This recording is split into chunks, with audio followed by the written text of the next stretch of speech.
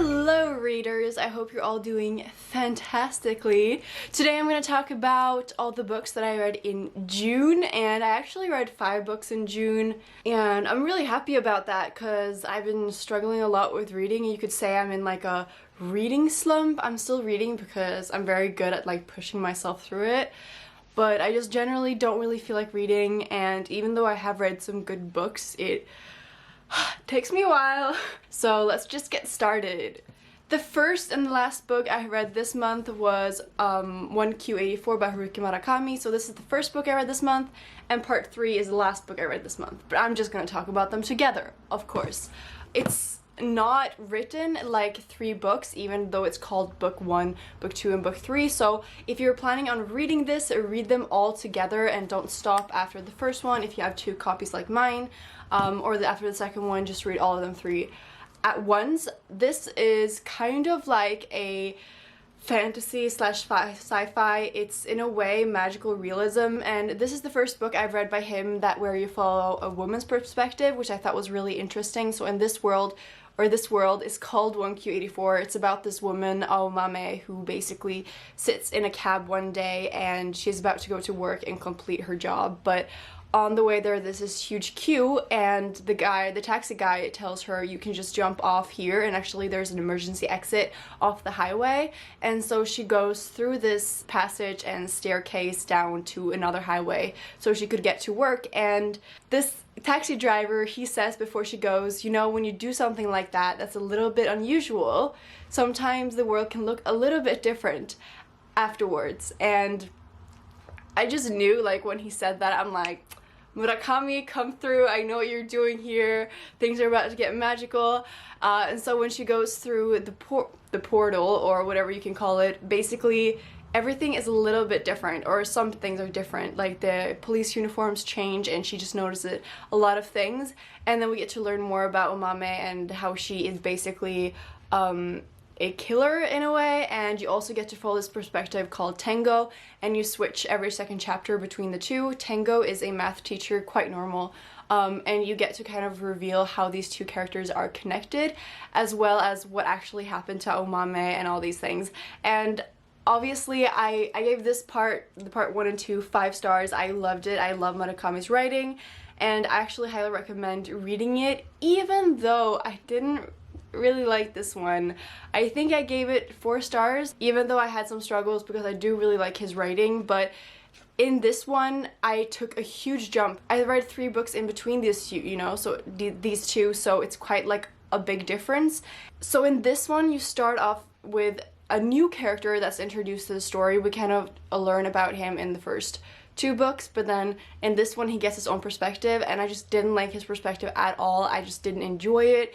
And not only that, but the 3 main characters that you see in this book, he locks them all in one room each. Like, they basically all spend time in one room, and none of them can move out of this room, more or less, and for 300 pages. And I swear nothing happens for 300 pages. And it's like, it's so frustrating because at the end of book 2, like, he leads you on so much. You think you're gonna get a reveal, you think these 2 main characters are gonna meet, but then he's just like, no, you're just gonna suffer for 300 more pages.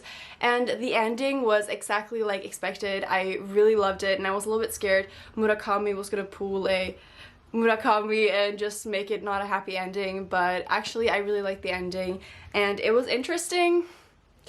I would recommend it, but I think actually it's my least favorite book by him, but I think it's also because it's so long that his writing style really got put to the test. But if you expect a love story, you're gonna be very disappointed. Next, I read We Were Liars by Lockhart, and this is actually a reread. I read this when I was maybe 14 or 15, I don't remember, and I really loved it then. This was like one of my favorite books back then, and it led me on to read some of her other stuff as well. But yeah, what I remember of this book is that you follow the perspective of this girl who is born into this rich family, and they have a house or several houses on this island, and you basically get to follow their family, and they're called the Sinclairs, and you notice that something is wrong. And I remembered something about this book that is actually incorrect, and that's kind of what like tripped me up, and it has like a huge reveal at the end, and that's sort of what it's about. So I remembered it wrong, but then I realized what I remembered wrong, and I was like, oh, that makes so much sense. Because what I do remember when I read this book the first time was that I just wanted to flip back to the beginning, because it was like, how did I not see this all along, you know? And with this one, I knew how it was gonna end, so that was really fun. But I still cried a lot at the end, and I still really like this book, but it's not a 5-star book that I thought it was when I first read it, because I read a lot of more stuff now. But I still kind of like it. I don't know, maybe it's just because it's like a little bit nostalgic, but yeah, I actually did really like it. I have mixed up the order because I'm pretty sure I read this before Lockhart's book and the next one. I actually read that one last. Whatever. This is the first book in the Wheel of Time, yes, by Robert Jordan. It took me a while to start reading this. I had it in my bookshelf for a while just because it's so intimidating how it's such a long series. But yeah, I've started it now. And in this world, you get to follow the perspective of, what's his name? Rand, I want to say. And he's basically just a farm boy, but then his little town gets attacked by these creatures called the Trollocs, which are basically some kind of hybrid between humans and animals, mostly like different animal mixes. And he has to flee the town because someone tells him that they're after him, basically, or someone around the time when he is born. So he leaves with 2 of his best friends, and they basically go on this long trip to another city where they're going to get help, or yeah. It is an epic fantasy, and there is this like whole world, but something I don't like in books is when they journey a lot, or like when they go on a big walk, or journey somewhere. And this book definitely had that. It was all about like transportation from one place to another, and not that much happened, but I think Robert Jordan's writing is really good. I really like it, and he does talk a lot about detail, but I don't think a lot of the details are necessary, and I didn't have a problem with that specifically. But the timing was a little bit off. Like, it's very slow for the first part, and at the end it's just like smack, smack, smack, smack, and you're like, whoa, what just happened? And this creature, like, there's loads of creatures that come up at the end where you're just like, these haven't even been mentioned before, and they're so important to the plot. But I definitely need to read the next one really quickly because I'm scared I'm going to forget a lot.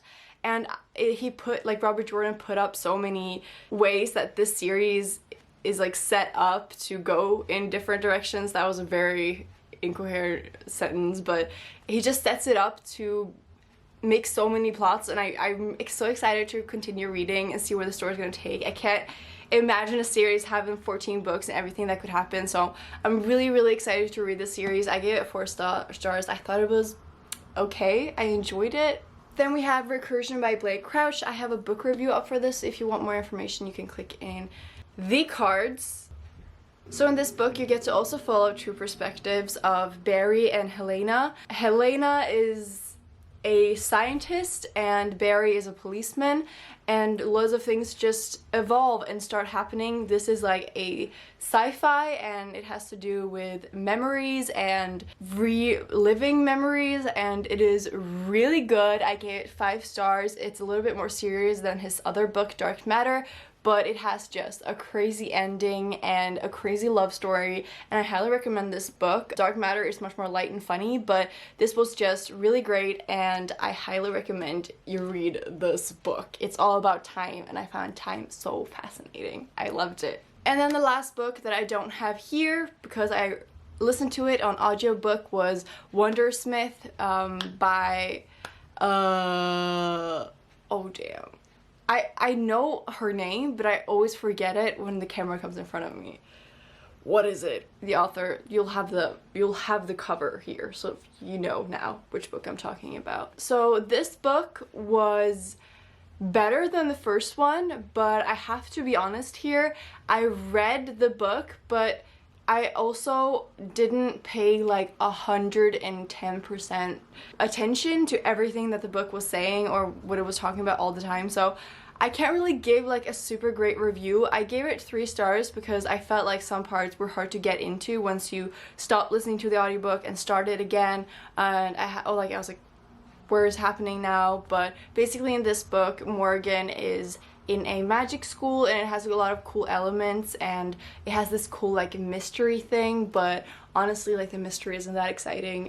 There was one part of this book that I really enjoyed, and that was basically these corridors, or when you go down an alley and a certain point in the alley magical things start to happen. It like turns you upside down, or it makes it hard for you to breathe, or like you go out in a completely different place than it is, and I think it's called like a trick alley or something, and I thought that was a really fun like part of the magic system or whatever. So yeah, this book is like about friendship and stuff, but I'm not great at names, so I couldn't really like know who the different characters were, so that whole thing was sort of went past my head, so I can't really give a good review, but those are my little thoughts on it. Comment below what books you read in June, and if you read any good books lately, or if you read any of these books. Just talk to me about books in the comments, and if you want to talk more about books to me, you can friend me or follow me on Goodreads.